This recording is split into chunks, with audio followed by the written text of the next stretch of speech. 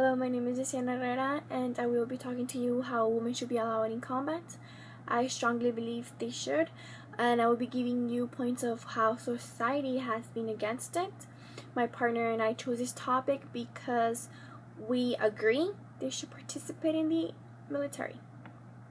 And I will briefly introduce you how culture has made women they should be kept at home in the kitchen with their family.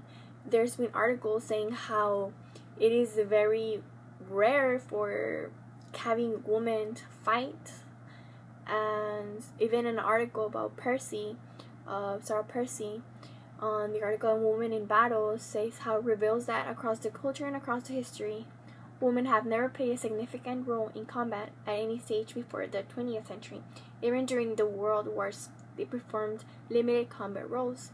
They usually will be like in the nursing area or anything that wouldn't having to handle weapons. But back then, women didn't make women just was insignificant, but with any kind of rights. In spite of culture, women nowadays have a strong sense of being part of improvement to society. It is very important for women to be treated equal as men, and that's what one of the things that society does not understand. Another article mentioned by Robert Ecknell called Gender Perspectives and Fighting mentions how for women outside the military it was lauded as a step towards true equality. So when woman was being able to participate in the military, other women who was not participating were actually happy and were excited that we were getting closer to equality. And that's one of the things more important for us.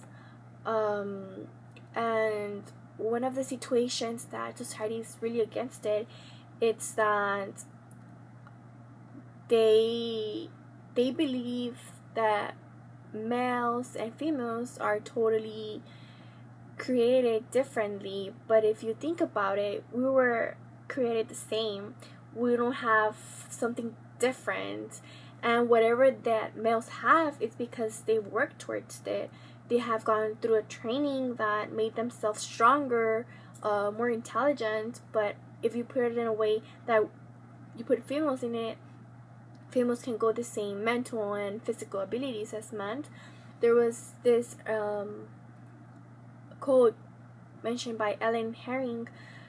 The article by What Women Bring to the Fight says how the idea that women in general are not fit to war, that they're often lower physical abilities and or supposed to lack of mental toughness, but it risks the combat effectiveness of the unit. The conclusion of women and gender perspectives would change the organization's common culture to reflect a civilian rather than a military ethos. Stating that women do not have the same physical standards as men is incorrect for the reason that men and women have, like I said, equivalent or have been always created the same. And like I said, females can go through the same training. They can go run, have cardio, have to gain weights. Like, they can do the same stuff. And yeah, it is true, the same thing as men can handle more, well, women can also handle the same thing. There was a study made in Harvard how they said how it was actually published in an article called Defend Your Research, What Makes a Team Smarter by Thomas Woolley. And he says many studies have shown that women tend to score higher on tests of social sensitive than men do. At the end of the research, it states how they were making groups better, integration of both sexes. Like, females actually were helping those groups have more communication. And it's true, women have more patience. They actually know how to be really well organized. And if that's one of the biggest advantages military can have. Women are also brave, and they can help have really good organized plans, have good communications without having to argue. So yeah, and finally, another quote that catch my eye was by William Dent. The article titled "Women in Combat Roles: What's Driving the Military."